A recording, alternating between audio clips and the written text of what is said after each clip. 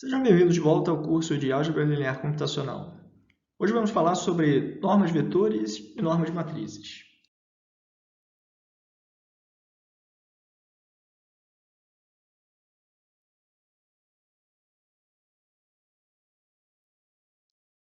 Existe ainda o conceito de distância estatística. E ele é importante porque a gente precisa de uma distância diferente da euclidiana para detectar anomalias em dados. Para falar disso, a gente vai começar a falar de matrizes de dados estatísticos, que são essencialmente matrizes com N itens nas linhas e K colunas representando diferentes variáveis desses itens. Nesse primeiro exemplo de matriz estatística, vamos supor que a gente queira estudar a relação entre a força de preensão, a força do aperto de mão de uma pessoa, e a força do braço.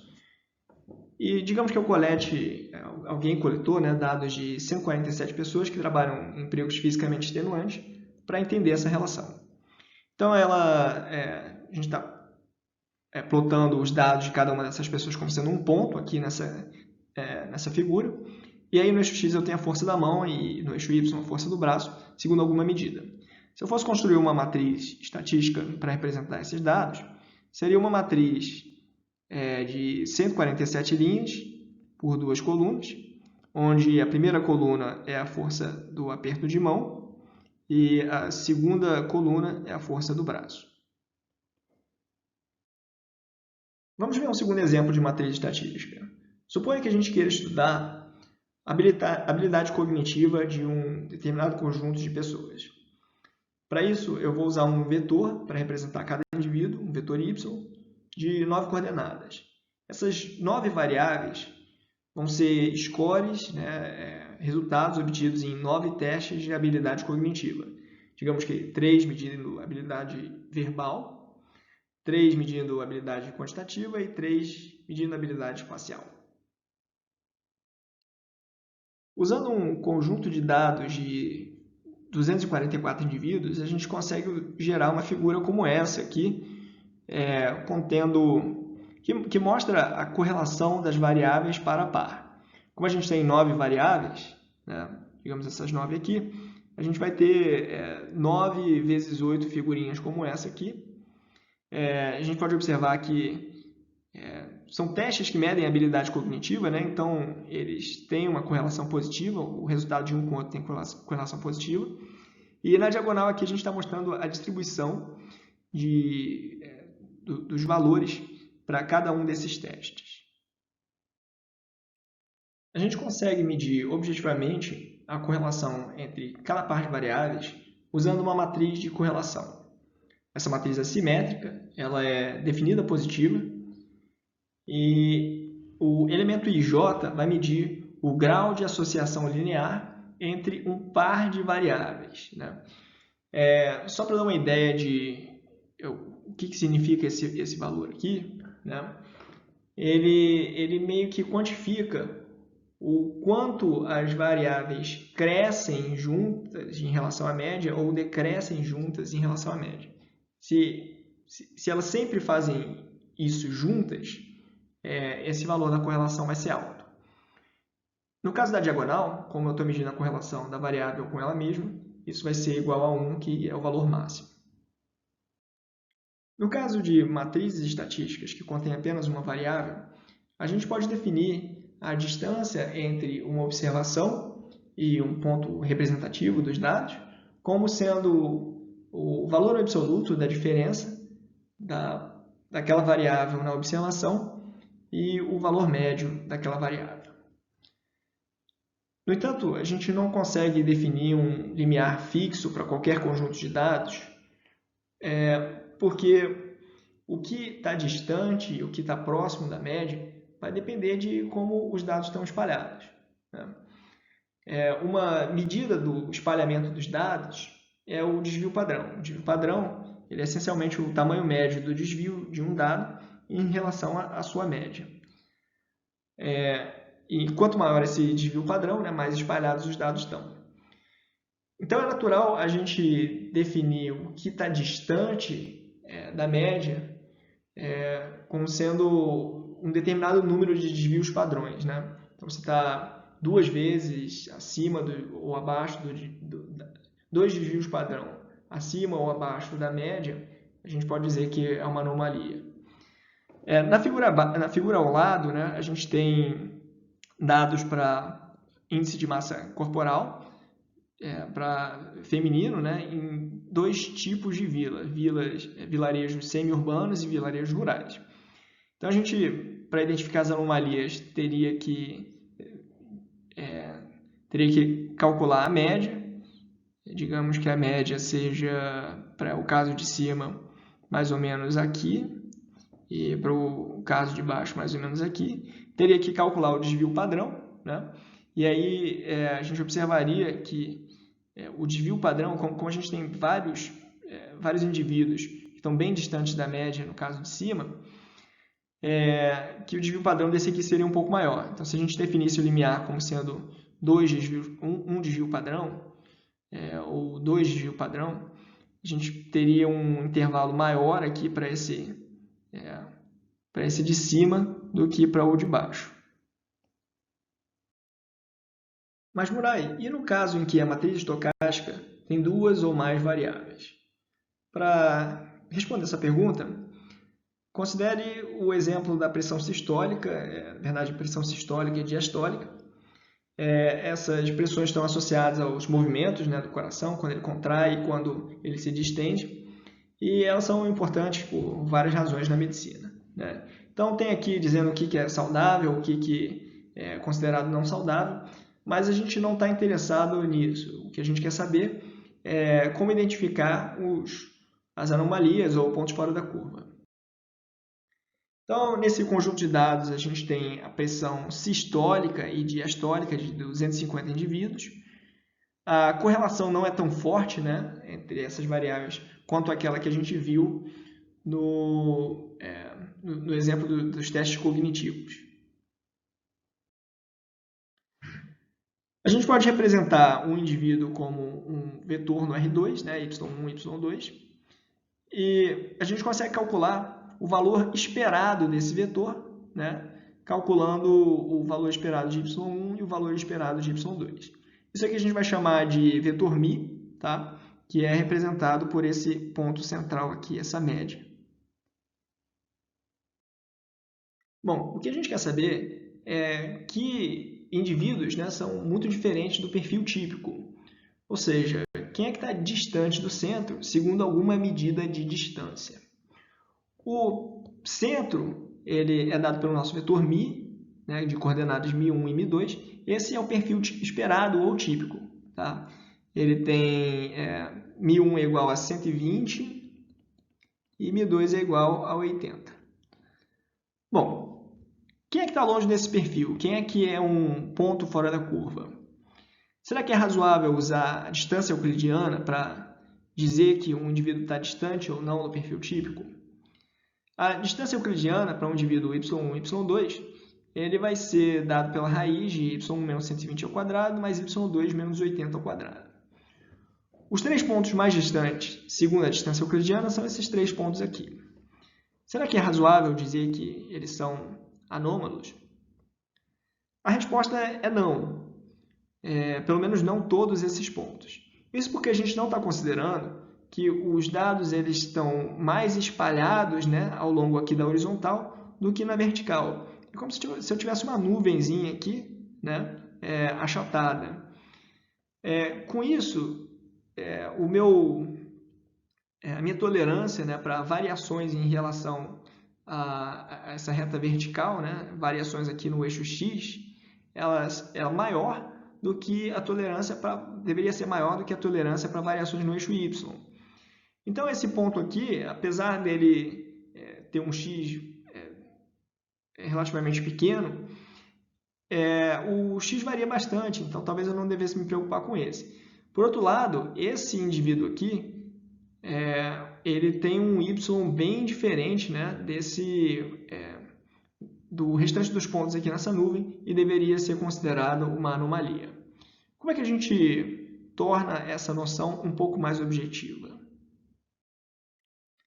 Se você ainda não se convenceu de que a gente não pode usar a distância euclidiana, Pensa nesse outro exemplo aqui, que é basicamente o anterior ainda mais exagerado.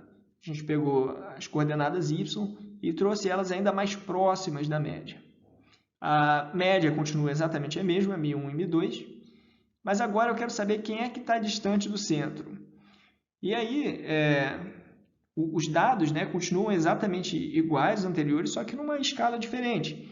Então, se a gente usasse essa ideia de distância euclidiana, eu colocaria todo mundo que está aqui nessas bordas, né, como sendo pontos fora da curva. E, obviamente, a gente não pode fazer isso.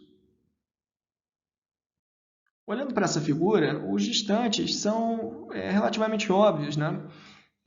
A gente vê que tem um espalhamento natural aqui ao longo da horizontal e que tem alguns pontos aqui que estão realmente tem o y bem mais alto, o y bem mais baixo, e tem esse ponto aqui que, embora o y dele não seja tão diferente, o x dele, né, ele é bem diferente da média. Então, se a gente pegar esses dois pontos que eu considerei no slide anterior como anômalos e traçar uma circunferência aqui, fica claro por que a gente não pode considerar todos os pontos que estão a essa distância, uma distância maior, como sendo anômalos. Porque aí a gente pegaria esses dois pontos que estão em azul aqui e diria que eles são tão fora da curva, né, tão diferentes do típico quanto esses pontos vermelhos aqui. Mas os pontos vermelhos estão estaticamente muito mais distantes do centro do que os pontos azuis. Como é que a gente faz, então, para definir uma distância de maneira que os pontos vermelhos sejam considerados mais distantes do centro do que os pontos azuis? Nota que andar poucas unidades na direção norte-sul leva a gente para fora da nuvem de pontos. A gente passa a ter anomalias. A gente precisa andar mais, o que não quer dizer, né, que andar na direção leste-oeste não permita que os pontos sejam anomalias, mas a gente precisa andar mais unidades nessa direção para sair fora da nuvem de pontos. Basicamente, o que a gente quer é que n unidades euclidianas na direção leste-oeste valham o mesmo que n sobre k na direção norte-sul, onde k é maior do que 1. Então, eu preciso andar mais na direção leste-oeste do que na direção norte-sul para encontrar um ponto fora da curva. Como é que a gente faz para achar esse k? Como é que a gente faz para equalizar essas duas distâncias? A resposta uma resposta possível é medindo as distâncias em unidades de desvios padrão. Então, como medidas de dispersão, a gente vai usar um desvio padrão para cada eixo, ou seja, um desvio padrão para cada atributo. O desvio padrão mede quanto, em média, um atributo desvia-se dos seus valores esperados. Por exemplo, o desvio padrão igual a 10 significa que as observações desviam-se 10 unidades em torno do seu valor esperado, em geral. Às vezes, mais de 10 unidades, às vezes, menos de 10 unidades. Em média, o afastamento é de 10 unidades, esse é o desvio padrão. Então, vamos voltar ao nosso conjunto de dados da pressão sistólica e diastólica. A primeira coisa que a gente tem que fazer é calcular o desvio padrão para cada uma das variáveis. Eu tenho a média 120 e 80, e o desvio padrão da primeira dimensão, que eu vou chamar de σ1, ele vai ser maior do que o da segunda dimensão. Digamos que σ1 seja 10 e que σ2 seja 2. Então, vamos olhar para dois pontos aqui e ver quanto eles se afastaram do centro. No caso do ponto azul, ele basicamente se afasta apenas na horizontal e ele se afasta 15 unidades, né, de 120 a 135. Isso equivale a 1,5 σ1. Né? No caso do ponto vermelho, ele quase não se afasta na horizontal, mas ele se afasta na vertical 15 unidades também, ou seja, 7,5 σ2. Né? σ1 vale 10 e σ2 vale 2. Claramente, o ponto vermelho está muito mais distante do centro em termos de desvios padrão do que o ponto azul. Mas como é que a gente faz com pontos que afastam do centro, não somente ao longo de um, mas de dois eixos, como é o caso desse aqui e desse aqui, por exemplo? Para isso, a gente vai ter que conciliar as duas medidas, que são afastamento no eixo 1 e afastamento no eixo 2. Uma das maneiras de se fazer isso é usando o desvio padrão. A gente sabe que σ1 é 10, σ2 é 2. Andar n desvios padrão σ1 na horizontal, né, no eixo 1, é equivalente a andar n σ2 no eixo 2. Por exemplo, andar 20 unidades ao longo do eixo 1 equivale a andar 2 desvios padrão σ1. Né? Isso é estatisticamente equivalente a andar 4 unidades no eixo 2, que são 2 σ2, já que σ2 vale 2.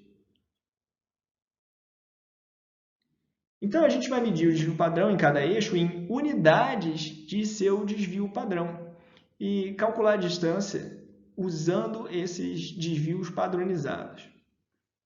Então, a gente tem que o desvio padronizado ao longo do eixo 1 vai ser a diferença entre y1 e μ1 dividido por σ1, que eu vou chamar de z1. Isso aqui é o desvio padronizado em relação ao centro.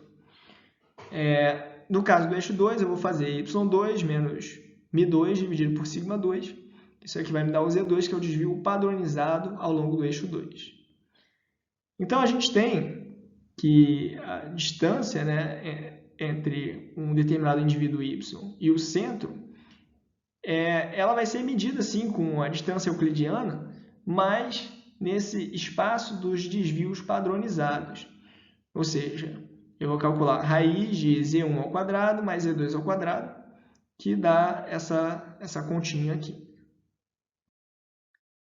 Nessa nova métrica, quais são os pontos y1 e y2 que estão a uma mesma distância do centro?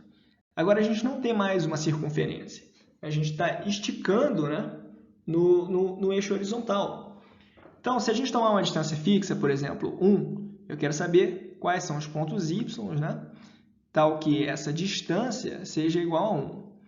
Elevando os dois lados ao quadrado, o que a gente tem é o seguinte, né, y1 menos 120 dividido por 10 ao quadrado, mais y2 menos 80 dividido por 2 ao quadrado, e isso aqui é igual a 1.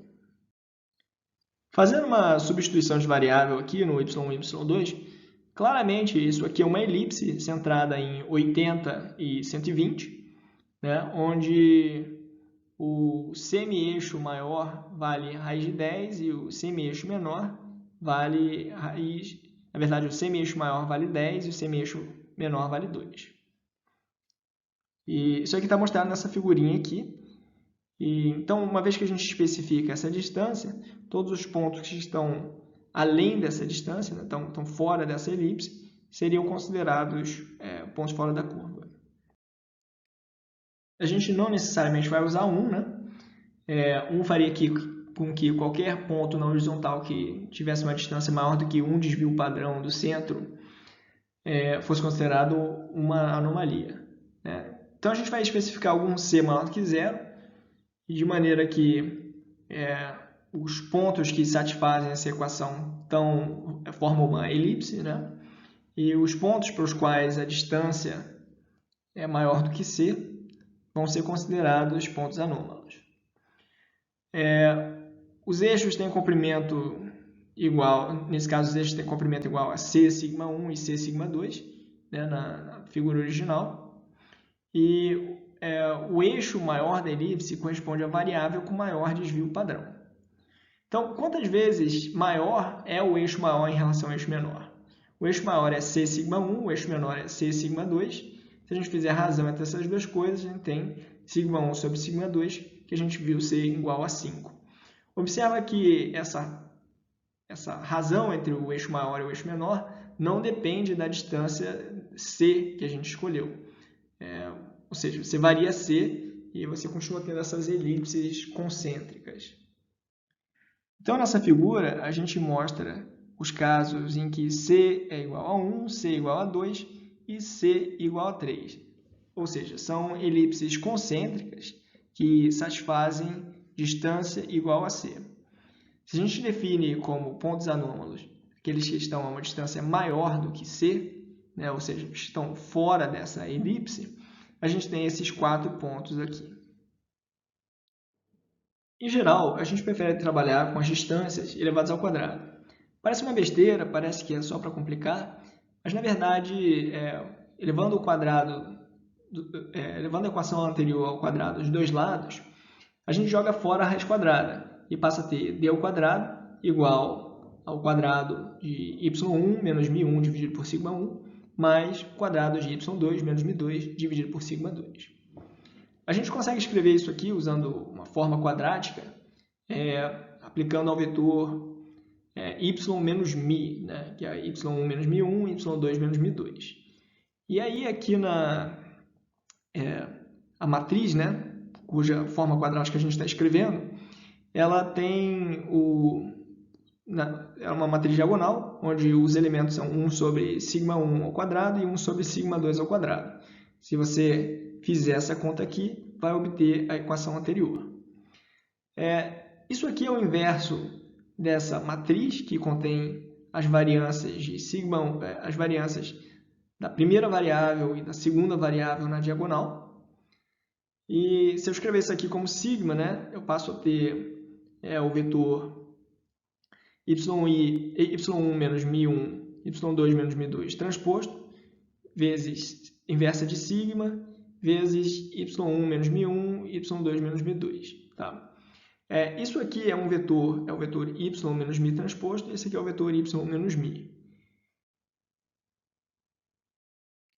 Então, essa equação da distância ao quadrado pode ser escrita como aquela equação de energia que a gente viu, onde o vetor, né, sobre o qual eu estou calculando a energia é y menos μ, a matriz é a inversa de sigma, onde sigma é definida como essa matriz diagonal aqui. E se não fosse pelo menos μ, essa aqui seria exatamente a equação que a gente viu para elipse em uma das aulas anteriores. Então, a gente tinha aqui x1, x2, vezes uma matriz definida positiva, vezes x1, x2. Quando essa matriz definida positiva era uma matriz diagonal, assim como nesse caso aqui, a gente viu que a elipse ela tinha os eixos paralelos aos eixos o eixo x e o eixo y, os eixos de cada variável associada. Além disso, o tamanho de cada eixo ele é proporcional a σ1 e σ2. No exemplo anterior, não existia uma associação forte entre os valores de y1 e os valores de y2. No entanto, no caso geral, no caso mais realista, as variáveis costumam ser associadas, né? Alguns pares de variáveis são associados, eles não são independentes. Nesse caso, a gente diz que elas são correlacionadas. E com isso elas trazem uma certa redundância na informação. Saber que uma determinada variável é alta, ela nos diz alguma coisa sobre o valor de outra variável, nos diz que a outra é alta ou que ela é baixa. E com isso eu consigo fazer até previsão, né? Claro, com algum erro, do valor de uma variável em função de outras variáveis. Mas o mais importante é que a gente não vai poder medir distância de maneira independente nos dois eixos. A gente tem que levar essa correlação em consideração de alguma maneira. Usando esse novo conjunto de dados, onde y1 e y2 são correlacionados, a gente pode traçar uma nova elipse, tá? Não uma circunferência, e pelo mesmo raciocínio dizer que os pontos nessa elipse eles tendem a estar à distância igual do perfil esperado, que é dado pelo μ, cujas coordenadas são μ1 e μ2. Os pontos equidistantes de μ não estão mais em uma elipse paralela aos eixos horizontal e vertical. Agora, a elipse está inclinada seguindo a associação entre essas duas variáveis. A medida de distância, dada pela distância ao quadrado, é uma forma quadrática, né? Ela é basicamente uma função escalar associada a uma matriz que é calculada a partir de um vetor, e calculada a partir do vetor y. Essa é a mesma expressão matricial da distância que a gente usou antes, só que a matriz sigma ela não é mais uma matriz diagonal. Ela passa a ser aquela matriz diagonal pré-multiplicada por R transposto e pós-multiplicada por R, certo? Então, a gente tem sigma igual isso aqui, onde R é matriz de rotação.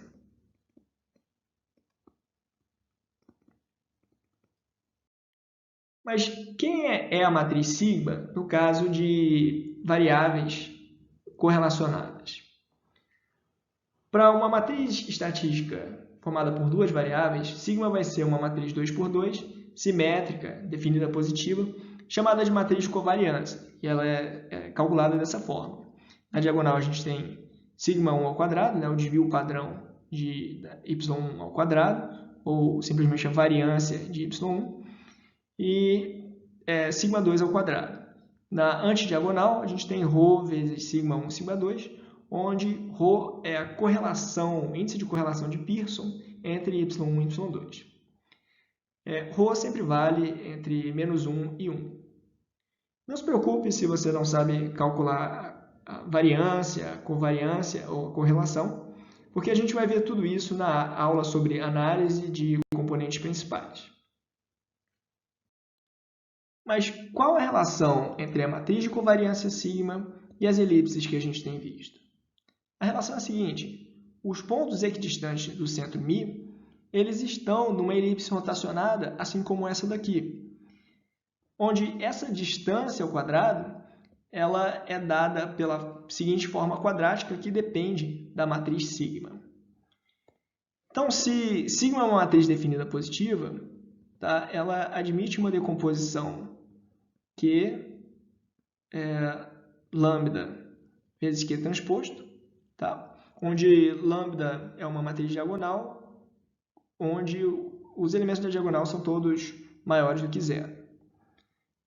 Sigma inversa, ela vai ser basicamente inverter, né, o lado direito da equação acima, e a gente tem inversa de Q transposto a Q, a gente tem inversa dessa matriz diagonal, e aqui inversa de Q, que é Q transposto. Portanto, se a gente for escrever aqui os autovalores e os autovetores de cada uma dessas matrizes, a gente tem o seguinte: a gente tem para sigma dizer que tem o lambda 1 e lambda 2, que são maiores do que zero porque a matriz é definida positiva, e os autovetores são Q1 e Q2.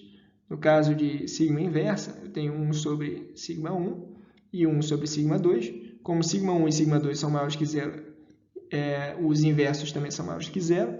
Portanto, é uma matriz definida positiva, cujos autovetores são Q1 e Q2 também. Nota que essa matriz que contém os autovetores é a matriz de rotação usada para obter a elipse.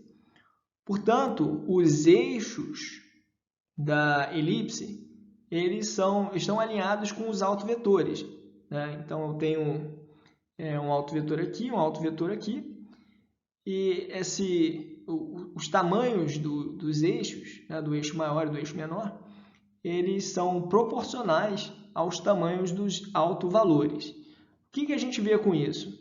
Que essa elipse, né, captura a direção em que os dados estão variando. Então, se os dados variam mais nessa direção aqui, eu vou ter um autovetor nessa posição. E aí, qual é a segunda direção ortogonal à primeira, onde os dados mais variam? No caso do R2, a gente só tem uma direção ortogonal, essa daqui, mas a gente vai ver o que acontece no R3 e no RK de maneira geral.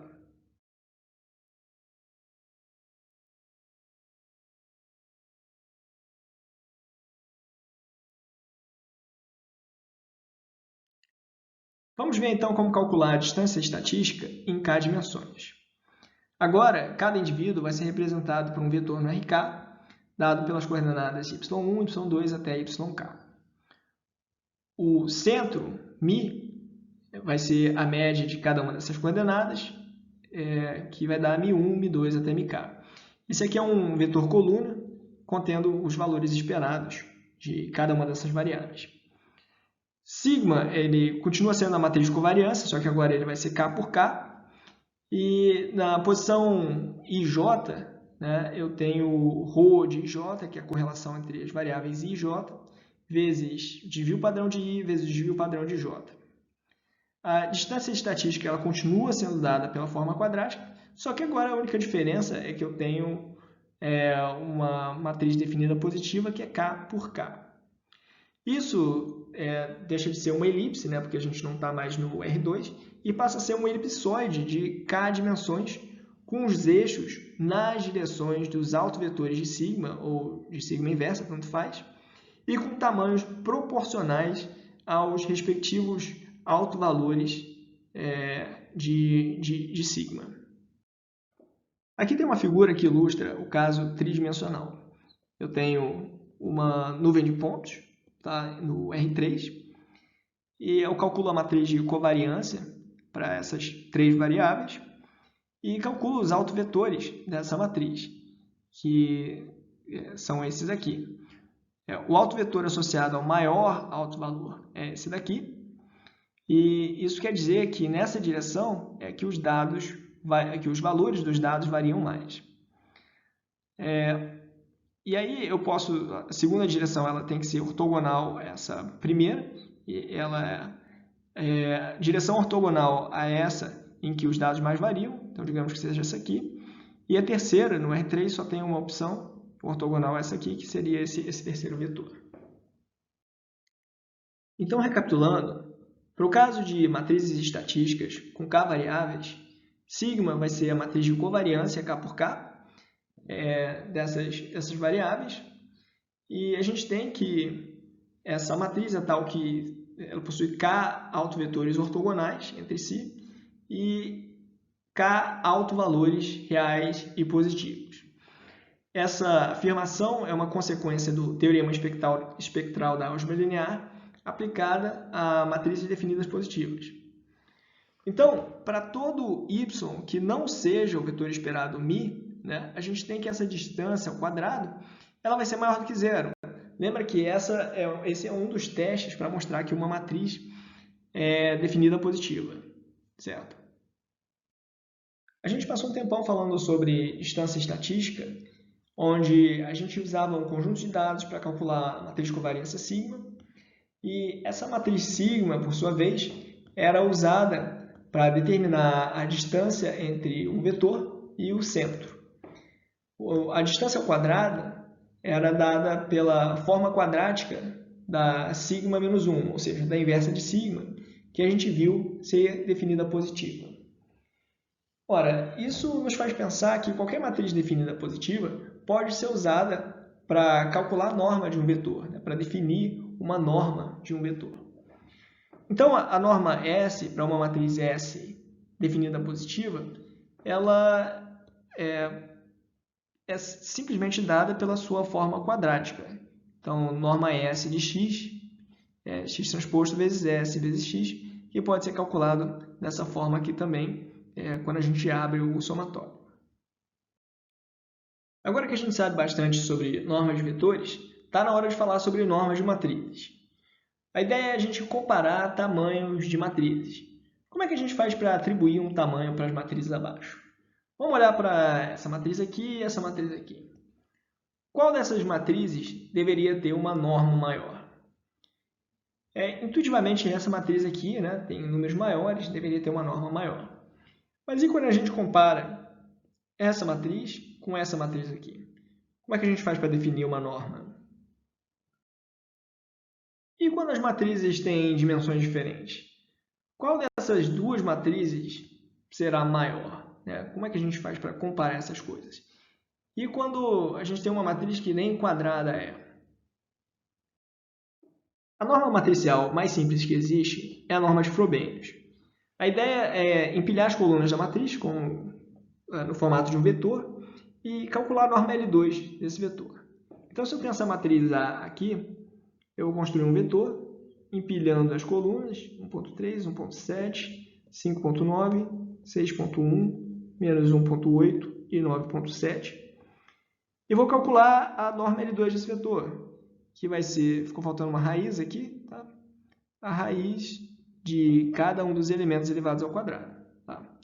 Então, norma de Frobenius para uma matriz A vai ser a soma dos A e J elevados ao quadrado e, na verdade, a raiz dessa soma. A gente colocou o módulo aqui só para o caso da matriz conter, ser definida sobre o campo complexo, ter elementos complexos. Outras formas úteis de se descrever a norma de Frobenius de uma matriz A são através das colunas de A ou através das linhas de A. Então, digamos que a gente tenha uma matriz A n por m, cujas colunas são denotadas por A1, A2 até AN, e cujas linhas são denotadas por B1 transposto, B2 transposto, até Bn transposto. Então, a norma de Frobenius, eu vou colocar aqui elevado ao quadrado, para não ter que colocar uma raiz em cada um desses passos aqui da igualdade, ela pode ser descrita ou da forma como a gente viu antes, a soma dos módulos de cada elemento elevado ao quadrado, ou a soma das normas 2 de cada coluna elevado ao quadrado, ou a soma das normas 2 de cada uma das n linhas elevado ao quadrado, e isso aqui é igual ao traço da multiplicação de A transposto e A. Vamos ver que isso aqui é verdade, Se a gente fizer A transposto, a gente tem aqui as colunas, de A transpostas até AN transposto.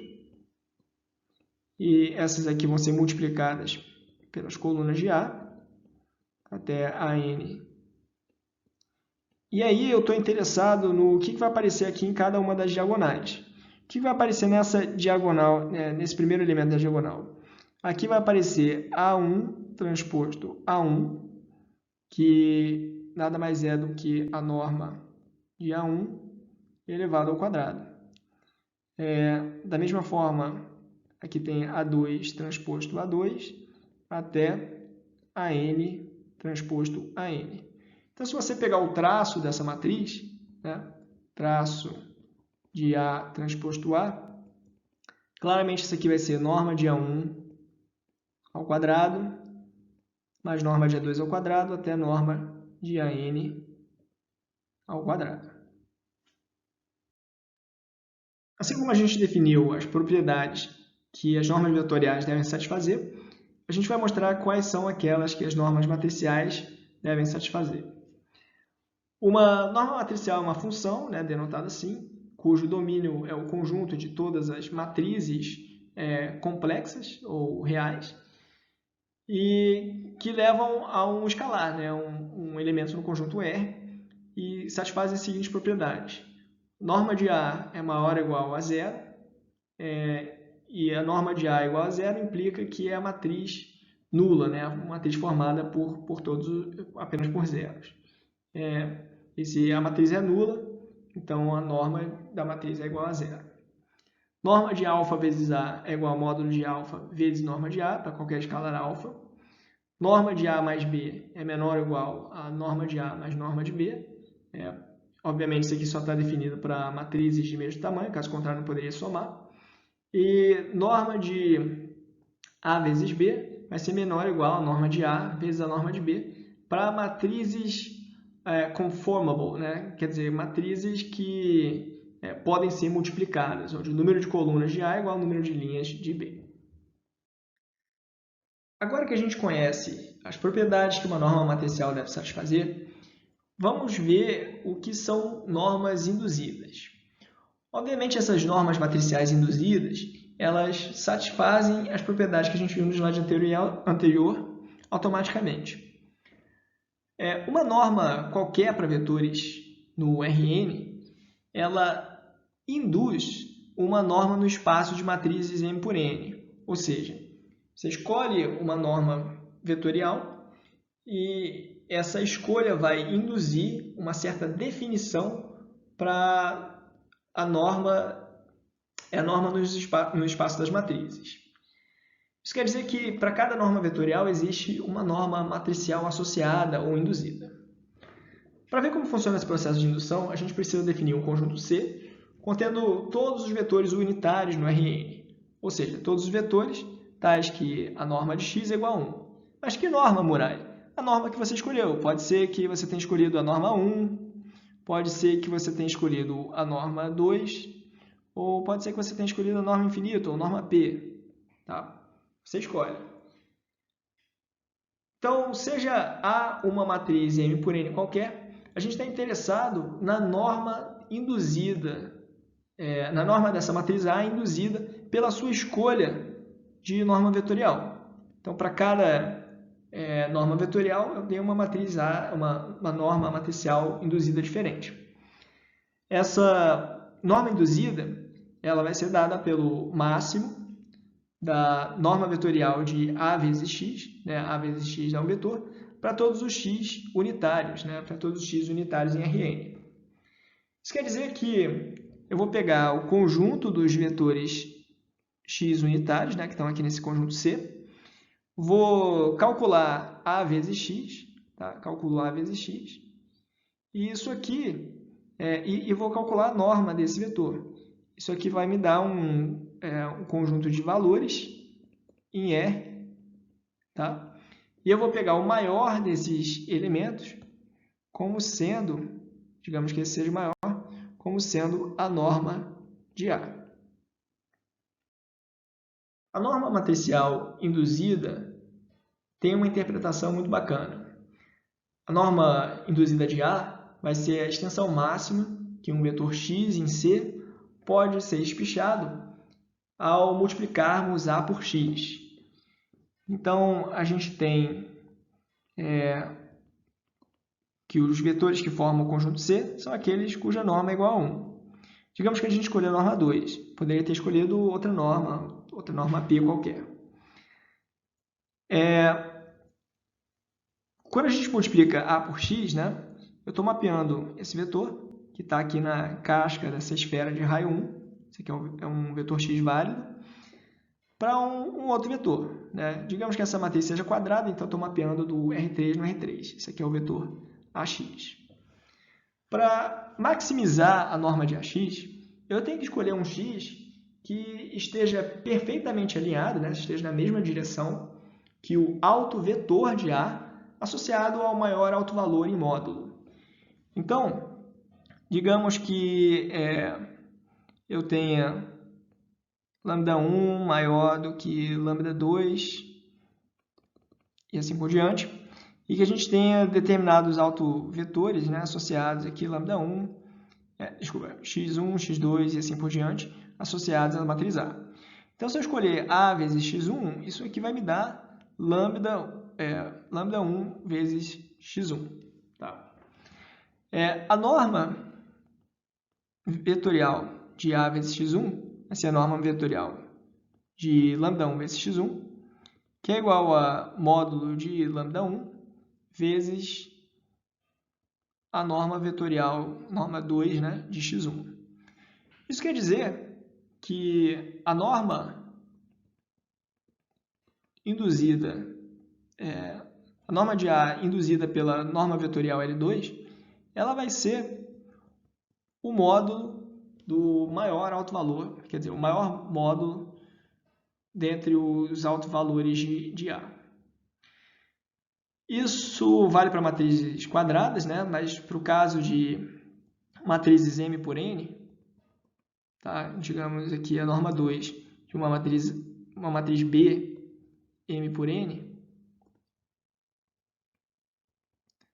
vai ser o seu maior valor singular. Portanto, a norma euclidiana induzida, ou norma 2 induzida, é uma norma matricial dada pela seguinte equação.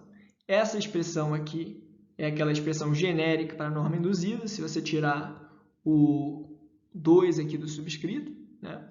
E essa expressão realmente mostra como calcular a norma 2 da matriz A. Isso aqui é a raiz de lambda max, onde lambda max é o maior número lambda, tal que A transposto vezes A, menos lambda I é singular. Aqui está um asterisco para ser a generalização de matriz transposta para campos complexos, né? Isso aqui é basicamente dizendo o seguinte, olha, esse lambda é um alto valor da matriz A transposto A. Então, você pega os autovalores, e a gente sabe que eles vão ser maiores ou iguais a zero, pega o maior deles, tira a raiz, isso aqui vai te dar o valor singular de A, tá? O maior valor singular de A. Essa aula foi um pouco mais longa, eu peço desculpas, mas espero que vocês tenham gostado.